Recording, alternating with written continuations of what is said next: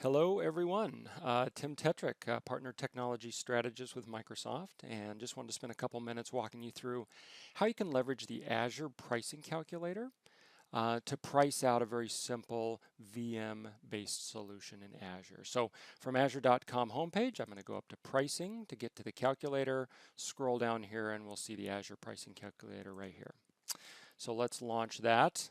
The first thing that we'll want to price as part of a VM-based solution is, of course, the virtual machines themselves. So I'll choose virtual machines.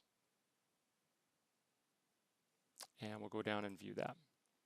So the first thing is that I can give custom names to these services. So if I have multiple VMs as part of my solution, for example, I might want to put custom names on it. In this case, maybe we're looking at domain controller number 1. We'll put as the label on this VM. Next, we want to choose the region where we want the service, in this case the VM, to reside. We'll choose West US. We'll choose the operating system. So you can see Linux or Windows. Under Linux, we have a number of different types of Linux OS machines to pick from here. In this case, we'll choose Windows. And under Windows, we can choose the Windows OS only, or we can choose the Windows operating system with BizTalk Oracle SQL Server on top of it. Now, many of you know that when you provision a Windows virtual machine in Azure, the licensing costs for Windows are included in the compute charges. Likewise, if I choose, for example, SQL Server, now I can either bring my own licensing with SQL Server if I have SQL Server on premises with software assurance, or I can provision a Windows VM in Azure with that SQL Server licensing. Again, the pricing included in the compute charges for the VM. But in this case, let's just say operating system only for Windows. Next, we're going to choose the tier. Basic tier is really for kind of dev test type workloads. Low priority, that is for when you're doing like batch processing type workloads, where essentially low priority allows you to leverage excess capacity that's available in Azure, but that capacity may or may not always be there when you need it, so is perfect for again batch processing jobs and things like that. But for typical workloads that you're going to be running in a production environment in Azure, you'll want to choose the standard tier. Next, you're going to choose your instance size. Now you can see here lots of instances to choose from, right? Very popular are the general series VMs, which are the A's and the B's and the D's. But if you need help here, over here under more info, lots of great help that can be provided here. If we go and launch the pricing details, you can see we can get lots of great information on the different VMs that are available out there. Again, the general purpose VMs, but also more information around the compute optimized VMs, memory optimized, storage optimized, GPU VMs. Lots of great information and help out there for you deciding what VM is right for your need. I'll also say that there's a lot of third-party tools out there that can help with this. So tools like BitTitan's Health Check for Azure is a tool that will, for existing workloads, you can install the tool. It'll run for a couple weeks, analyze the utilization on the machine, and then map that and right-size that into an instance size in Azure. So another great way to get at that instance size. In this case, we'll choose this D1 VM, which is a 1-core, 3.5 gig of RAM VM. I can also choose billing options. So you see here I can look at regular pay-as-you-go pricing, is what we're looking at here. But I can also look at reserved instance pricing, 1-year and 3-year reserved instance pricing. So a lot of you may be familiar. Microsoft announced reserved VM instance pricing not too long ago. We can look at that pricing. Not yet available in CSP, as many of you probably know, but is coming very shortly. We can also look at pricing leveraging the Azure Hybrid Use Benefit. So if you're not familiar with the Azure Hybrid Use Benefit, it is a benefit of software assurance with Windows Server on premises.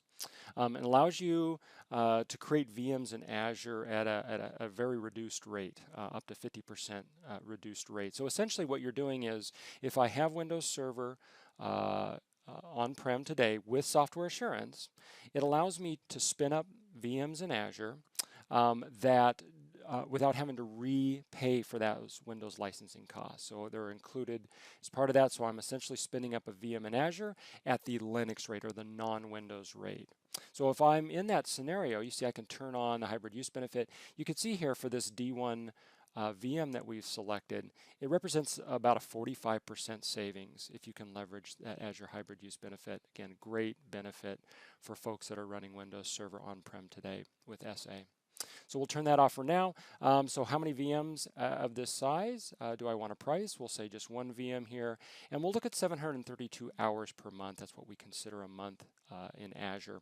But keep in mind, one of the great things about Azure is if I have a workload that doesn't need 24/7 access, I can set up automation to automatically turn that VM off, maybe on in the evenings or on weekends, save a ton of money on that VM, and so I have the flexibility to choose how many hours per month here.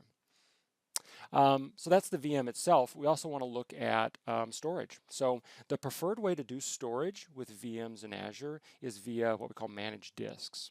So let's pick our managed disk here. We can decide either between a standard or premium managed disk.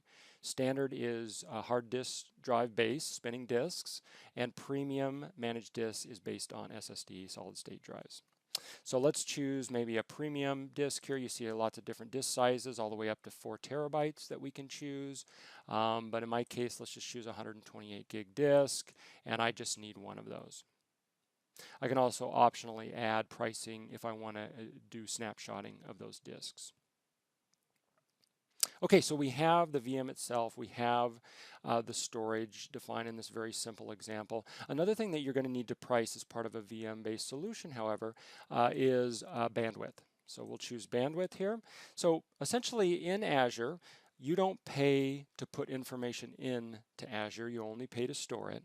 But any data coming out of Azure gets charged what we call bandwidth charges or egress traffic charges. You can see here the first 5 gig per month of data transfer out of Azure is free each month, but if I'm going to have more than that, I'm going to need to estimate what that is.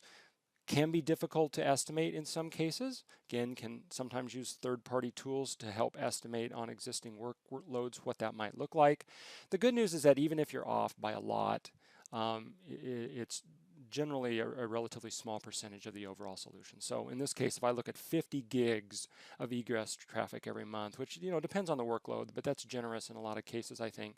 We're only looking at $3.91 out of the solution at this point.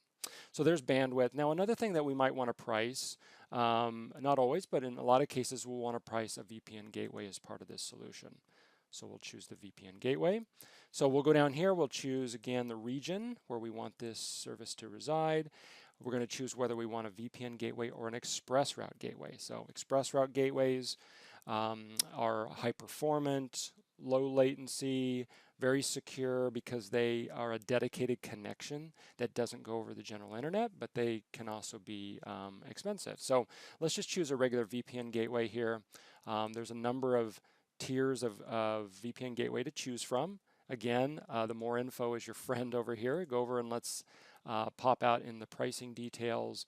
We can see here under VPN gateway pricing, there's the different gateway types. There's the pricing, the bandwidth, the tunnels, the site-to-site and point-to-site tunnels that are included. So I can get that essential information, again, if I have questions as I'm working my way through the calculator. So we'll go ahead and say, this is an always on, so we'll do 732 hours for the month. Internet or inter-VNet data transfers, don't have to worry about that in this case. That's only if you have multiple virtual networks in different geographies that are talking to each other, so we don't have to worry about that. So we look at a total solution, again, this very simple example of about $152.46 per month. Now, one of the great things about this calculator is that I can now export that estimate into an Excel spreadsheet. So let's just do that quickly. Gives you really a nice little quote that you can, or an estimate that you can, leverage yourself, you can share with customers, whatever the case may be. But as soon as this launches here, we'll get to see what it looks like. So you can see here, here's my estimate. It shows me the service types. It shows me those custom names, the region, the description. We'll line item this out into a monthly and annual cost to leverage.